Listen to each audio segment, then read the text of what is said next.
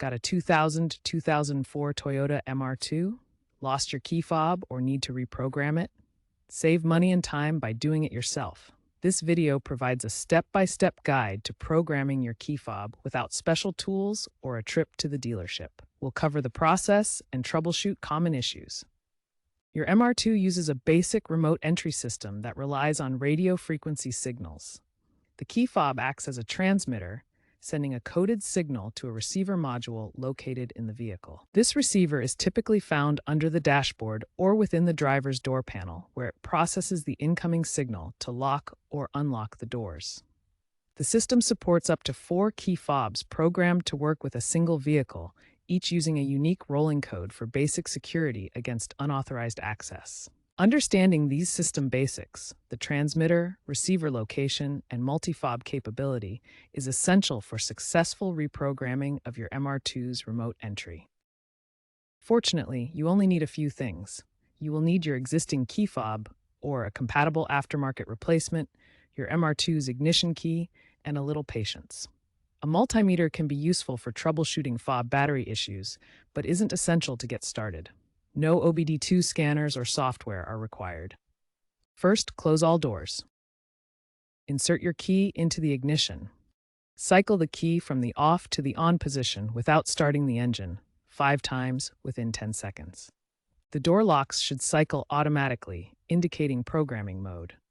Now, press the lock or unlock button on your key fob. The door lock should cycle again to confirm the programming. Test the fob to ensure it's working correctly. If programming fails, the most common issue is a weak or dead battery in the key fob.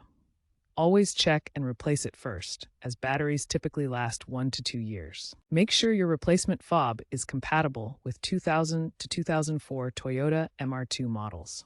Aftermarket fobs are available, but verify they match the original specifications to avoid issues. Try the programming sequence again, but do it slowly and deliberately. Rushing can cause errors, and patience is key to successful synchronization. Interference from nearby electronic devices, like smartphones, can disrupt the signal. Move to a quiet location away from other electronics to improve success rates. Also check for corroded contacts on the fob or issues with the ignition switch, which can cause failures. These problems often require cleaning or replacement. If your original fob is lost or damaged, aftermarket fobs are widely available online from retailers like Amazon and eBay. Look for fobs specifically listed as compatible with 2000-2004 Toyota MR2 models. Check reviews to ensure reliability.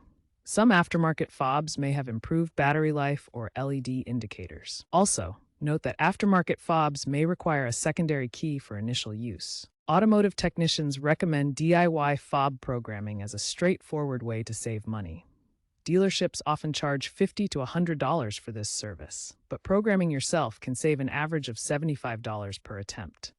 Be gentle with the ignition switch during programming to avoid wear. Rushing can cause damage.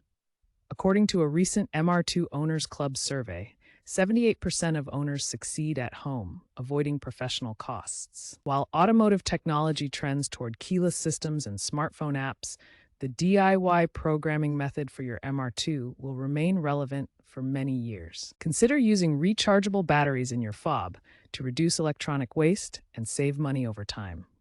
For long-term maintenance, keep the ignition switch in good condition, as this is crucial for successful programming.